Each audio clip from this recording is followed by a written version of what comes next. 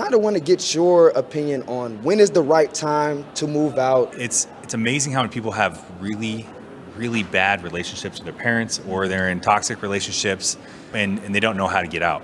And so if that's the situation, we talk about ways to get out without having to have a lot of money saved up. But if you can stay living at home and it's not a bad situation, and you can just keep saving up money, obviously you don't want to live there forever. You don't want to be a 30-year-old living in your parents' basement. But for sure. I'm trying to give me a bag. I'm trying to give me a bag. I'm trying to give me a bag. I'm trying to give me a bag. What's up? You are now listening to FYI FLI the podcast, and I'm your host, Hassan Thomas, along with Remy, and we are here to share tools on how millennials can budget, save, invest, and understand student debt and credit to achieve financial freedom. If you're a high school student, college student, or someone who's interested in gaining more financial insight, this podcast is for you. I'm trying to give me a bag. I'm trying to give me a bag. I'm trying to give me a bag. I'm trying to... What's up, my FYI FLI folks out there? How y'all doing? I hope y'all doing all right. My name is Hassan Thomas, a.k.a. CEO Sonny, and we're sitting here with Mr. Alex and Mr. Phillip from Adulting Shouldn't Suck. How y'all doing, fellas? How y'all doing? We are living. doing great, man. Yes, sir. So we met last year at FinCon, and just seeing you guys over this last year, make these different moves and make these different plays is very inspiring, man. So super happy to be here with y'all today.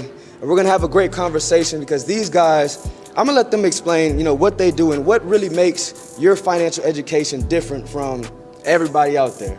Yeah, no, absolutely. So we come from a military background, and in the military, we broke things down into 3 different phases, right? So you have your crawl, then you have your walk, and then you have your run phase. So we like to break our instruction down, our classes down into those 3 different phases. We like giving them the basic information first. That's the crawl stage, and that's giving them the information that they need so they can understand how to walk. And then once they get to that stage of walking, then they can run with all that information that they have. Okay. So that's kind of the way that we like to break things down, and we think that is completely different than the way that most people go about it.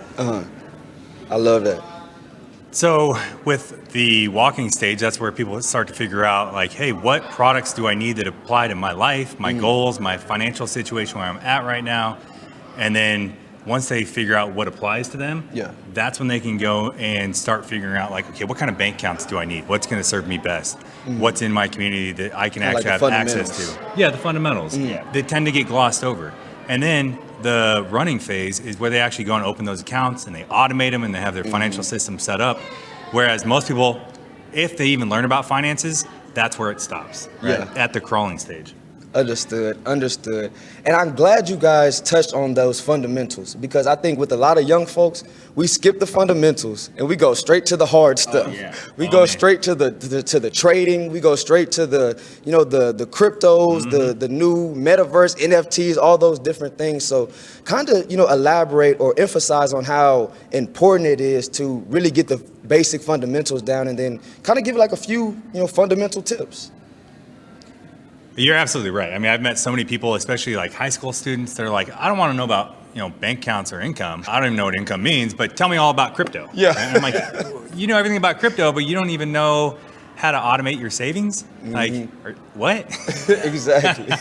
But as far as some of the absolute basics goes, just, your bank account, right? How to set up the right kind of bank account that's not going to charge you fees. How to use your bank account so you're not overdrafting or paying to use your account.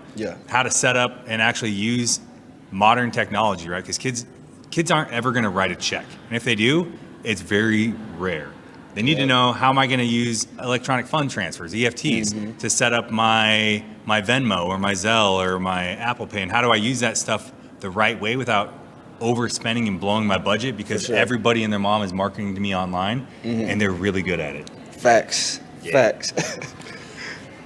Yeah, so rewinding a bit back to when Alex and I were teaching in classes, in high school classes, that's kind of where we originated from. Okay. We were talking to these juniors and these seniors, and we were seeing that they were actually involved in the class and the conversations that we were having, and they were like, hey, wait, we're just getting ready to graduate and we know none of this. Wow. You would talk about, your in and out expenses or what have you, and they'd be like, what? Or you'd say income, and they'd be like, what? Like, they didn't understand that didn't come from a job. Like income was what you got from the job. And they just had no idea of any of this stuff. And here they are getting ready to go out into the real world. And they literally had none of the basics, which, I mean, in this term, basics could be how to open up a bank account or how to get a credit card or how to use a credit card or what these terminologies are that people are using in like just their everyday life. Because they're 100%. like, my parents did all of this. I know nothing. Yeah. Yeah. Or even how to pay bills. Yeah.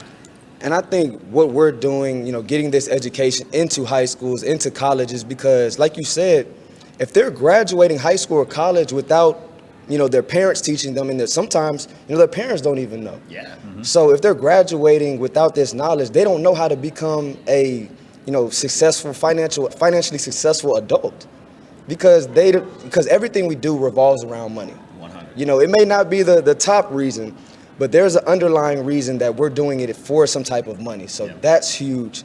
And I want to pivot to something that you said about like the marketing and the social media, how I think nowadays is different than maybe, in the 80s or 90s. We're seeing so many different, ads and promotions, and we see our best friends going on trips. So like, can you talk on like about the mindset of, what you believe our generation is going through with all these different, distractions? Yeah.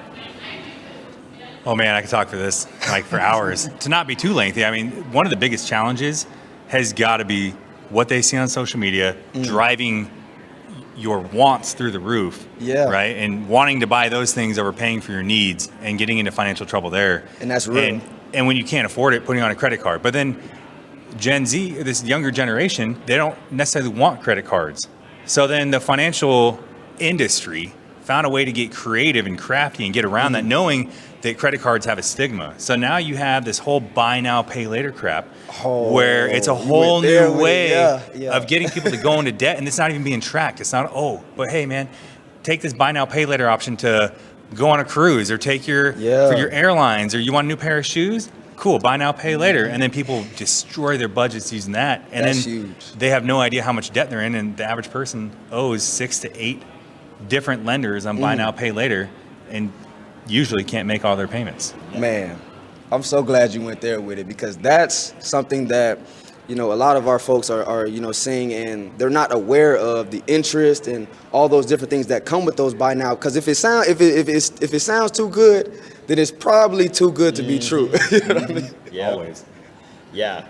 So on that buy now, pay later stuff, one thing that I had recently found out is like even credit cards are offering it. Like if you make a big ticket purchase on your credit card, they're like, yo, let's just do this one payment on buy now, pay later. And yes, we already know it's on a credit card, so we're just going to double tap you on interest on it, and we're going to double tap you on payment plans with it. I was like, what? It's crazy. But to just kind of touch on what Alex was saying, the Joneses, our parents would always say, the Joneses. And if you guys don't know the Joneses, right, those are the people on the street with the nicest car and the nicest house. And social media totally gives you that need to feel like you got to keep up with the Joneses. So and nowadays it's Kardashians. You got to get that new car. You got to go on that vacation because Timmy down the street went on it. And if he could do it, you can do it too, even though you don't know how. Timmy paid for that, and he's got $30,000 in debt, and his parents paid for half of it, and he sleeps on somebody's couch. But social media shows that he's living, right? For sure. So, I mean, like you said, we can talk about it forever. Most definitely, man. I'm so glad we did touch on that. But I want to get to what we were talking about before we jumped on. Really. Because you guys really do help a lot of young, Gen Z or millennials, move out and feel comfortable about moving out, because there's a lot of fear about that, because, we've never done it before. Yeah. So on my platform, I really talk to, a lot of Gen Zers, about 16 to 24. And I tell them if they can mentally, and physically, still live with their parents, then I believe they should, save up that money and then, move out when they're, financially ready. So kind of want to get your opinion on when is the right time to move out, and, talk about that balance. So I think that's going to be obviously a case-by-case basis, what your relationship is like with your parents, how financially prepared you are to do it. Yeah. So we have a lot of the same people on our type of channel, that 16 to 24 age demographic. Yeah. And it's it's amazing how many people have really, really bad relationships with their parents, or they're in toxic relationships and they don't know how to get out. And so if that's a situation, we talk about ways to get out without having to have a lot of money saved up. Like if you're gonna go rent a room somewhere, is just a quick way to get out of a bad situation. But if you can stay living at home and it's not a bad situation, and you can just keep saving up money. Obviously, you don't want to live there forever. You don't want to be a 30-year-old living in your parents' basement. But for sure. But hey, so you try to reach 5, right? Yeah. Thanks, Mom and Dad. But if you have enough money saved up for your emergency fund, paying for that first and last month's rent and that deposit, and then you got money to go pay for all the stuff that you need to get your apartment and furnish it. Yeah. Then I think, once you're in that spot, and that it's not cheap. It's definitely not cheap to have, your emergency fund of 3 to 6 months worth of bills saved up. Your first and last month rent, which definitely isn't cheap. That security deposit, you're probably talking anywhere from depends on where you live, but $6,000 to $10,000, honestly. And that's a scary number to a young person, but exactly. that's your cushion so that you're not going to, hopefully, well, there's no guarantee, but you're less likely to fail and have to move back in with mom and dad. So you believe that's the cushion we should be aiming for is about $6,000 to $10,000? Depending on where you live. Okay. Yeah, so that you don't risk that redlining of financial failure and then having to, tuck your tail and go ask your parents, hey, can I please come back in? I failed. Nobody wants to do that. That's the last thing anybody wants to do. So for sure. If you can stay living at home and you have a good relationship or a decent relationship and you can save up money and avoid going into a lot of debt, then that's my best recommendation for somebody that can do it, right? Makes that's not everybody's at that spot, right? We all have different things and different backgrounds, and some people don't want to move out because they want to help take care of their parents, right? Or their parents need them to help take care of them. So everybody's different, but if you're just really itching for that freedom and you got to get away from mom and dad, try to be financially ready. That's why they call it personal finance. It's personal. Yeah. So just to kind of add on to what Alex was saying, you can live at home and you can do all of that stuff and save up your money and do it that way, right? Or you can move out right away. Whichever way you want to do is obviously going to be dependent on you. But if you are going to stay at home and you're going to save up money and do the things that you want to do, like X, Y, and Z, buy a car, save up an emergency fund, save up money for your last month's rent, so on and so forth, you just have to be intentional with it. Don't sit there and hang out and spend, in 3 months, I'm going to start getting a job and I'm going to do this. But in the meantime, Mountain Dew and Call of Duty, that's what I'm going to do, right? Too many times do people, they get at home and they're comfortable, right? They're like, oh, Mom, I'm in the basement. I got my little dungeon down here. Bring me some pizza rolls and I'm going to stay here until I'm 30 because I like it and it's easy. My mom takes care of me, right? Just don't fall into that trap. There is a lot of important things to moving out at 18, and there's a lot of things in your early adulthood that is beneficial to you moving out early, right? Just experiencing that part of life. So don't stay at home forever, but if you can be responsible and financial with it, then do that. Absolutely, 100% agree with that. Being intentional with what you're doing. If you are living at home and trying to save up and you're not in school anymore, there's a big difference financially in having a part-time job and a full-time job. And if you do end up just having a part-time job and it's going to take you longer to save up, I hope you're working on developing yourself in the other spare time that you have and not just playing Call of Duty all the time. Whether it's working on, some kind of side hustle or developing yourself and however you're going to do it. Don't waste all that time because that's valuable time that once you move out, you won't have again because you'll be busy working to pay bills. 100%. Let's touch on that. That self-development is huge. What are some ways that, our age ranges, 16 to 24, can really develop themselves nowadays? Oh, man. So yes, sir. I'm going to talk about this one here a little bit, right? Because yes, sir. I'm a late bloomer, okay? I didn't read my first book until later in life, right? Later in life. But one thing that you can do is read, right? And everybody's like, I don't like to read, but you have to look back at all of this work that you do for other people. You got a job, you're working for whoever that person is, right? You're living at home, you're doing whatever it is your parents want you to do. You're going to school, you're doing homework assignments for your teacher, your professor, what have you. But when are you taking that time to do stuff for yourself? Because if you're not taking that time to do your internal work and your work for your brain and your body, then you're just going to stay that same spot forever. 100%. So I think that's key as well. I'm sorry to interrupt. Oh, no, you good. I just think that's key as well, to be able to provide more value. I think that's what that self-development does. So whenever you become more valuable, you're valuable to your job, you're valuable to your friends, you're valuable to, people who need your help and need your input on certain things that you become valuable in. So really, try different things, find your direction, find your passion, and then increase, because I feel like we've gotten a negative connotation when it comes to the word study or read, like you said, but it's mainly for because when we're in school, we're learning things that really don't necessarily apply to our lives.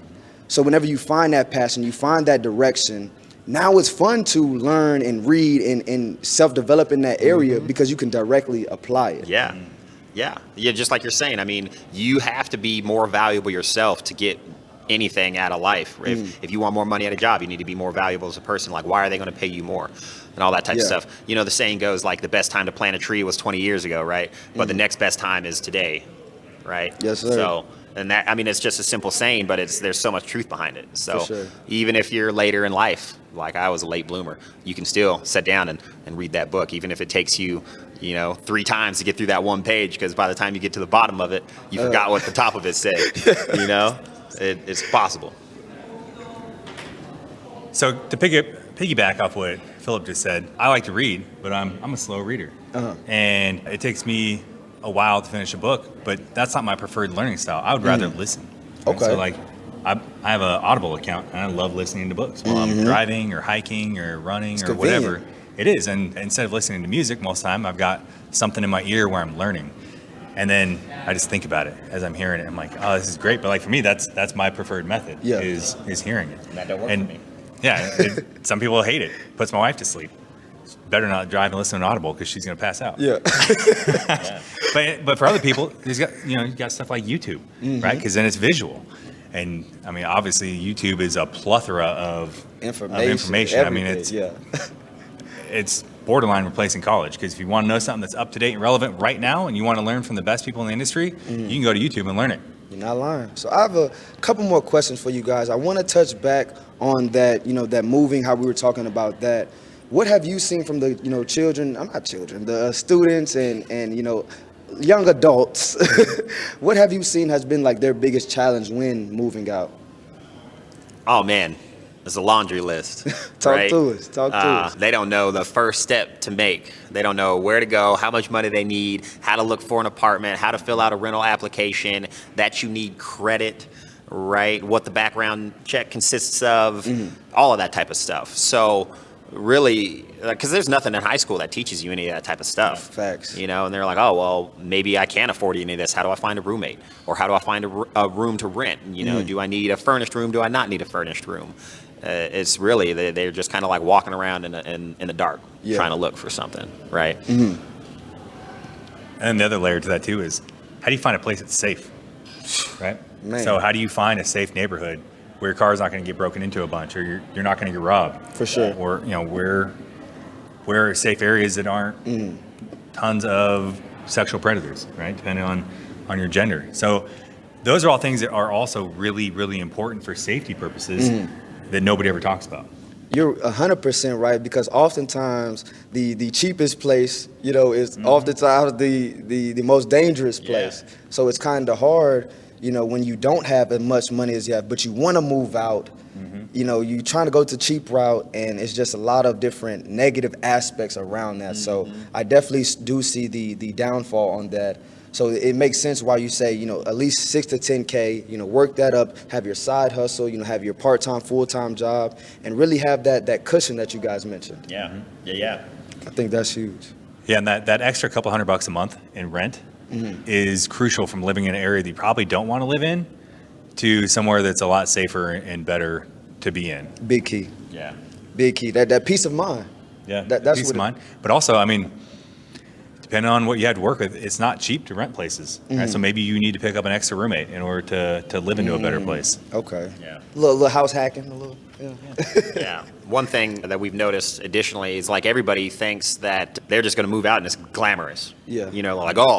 money grows on trees, and I'm gonna have this awesome apartment with this big screen TV. Everybody's gonna want to come to my house. I'm gonna be the Jones. Yeah. Kardashian. And they just don't have that realization that 18 to 30 is like you're grinding. You're supposed to have your head down. You're supposed to work those multiple jobs and develop those skills and make yourself valuable and do the personal growth and all that type of stuff. And then in your 30s, right, 25, 30 is once you have your life together and you have a job started with a career and you're making that good income, that's where you can start, enjoying those extra luxuries. And that's when the life and the traveling and all of those extra amenities start coming into play because, when you're young, you should be working all the time. And learning and working, building. and learning and working. Yeah. Right. So 100%. 100%. And I have a couple more questions for you guys. Yo, are you ready to hit your next level? Do you want to increase your drive, destiny, and dollars?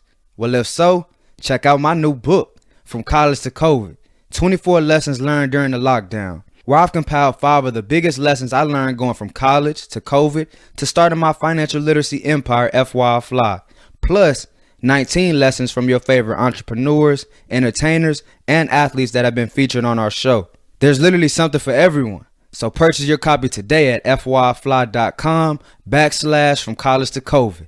Let's go. This is FYI FLI, a show about financial literacy, which is not only understanding how to budget your money, but being able to manage and grow your money effectively and efficiently. So can you guys give us a good money habit that y'all have and then a bad money habit that y'all have that we can, maybe cut off? I think a great money habit that I established a long time ago is just automating my savings. Building my savings automatically and not having to worry about it.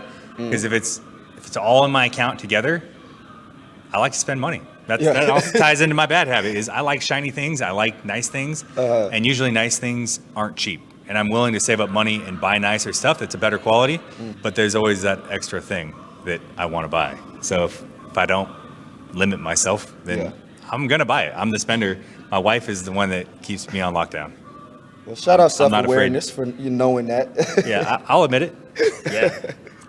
So my good thing about money is a little bit different. Okay. Right? Talk to it. Okay. How do I word this? I think I attract money, right? I think that money will come to me, right? Which I think is important to have when you're working with money, when you're involved with money, right? If you have a negative mindset around money, then money is going to repel you. You're not going to bring money to you, right? And I think that I have it the opposite. I think money will find me, and I just need to do whatever it is I need to do to get that money to come. So that's my good money thing, right? My bad money thing is similar to Alex. I like shiny stuff, right? And I'm like, ooh, shiny, right? And that's my bad. Okay, like I said, man, that self-awareness is key, and I love how you guys mentioned that. I have one more question, one final question. I'm going to read y'all 2 quotes, and I need you to tell me which quote is more accurate in your opinion. All right? Okay. All right, so that first quote is, more money, more problems, like Biggie. Yeah. And the second quote is, money can't buy happiness. Which one do y'all believe is more accurate? Oh, man, that's a hard one. Put you on the spot. Yes, sir. Sir. I think both are true, right? And that's a cop-out answer, right? But really, I mean, more money can be more problems for sure, absolutely. And then money can't buy happiness. That's been shown as well that money doesn't always buy happiness. I mean, but it can help, absolutely. Yeah. You know what I mean? So I would probably have to lean more with Biggie on this one. I'm going to have to go with probably more money, more problems.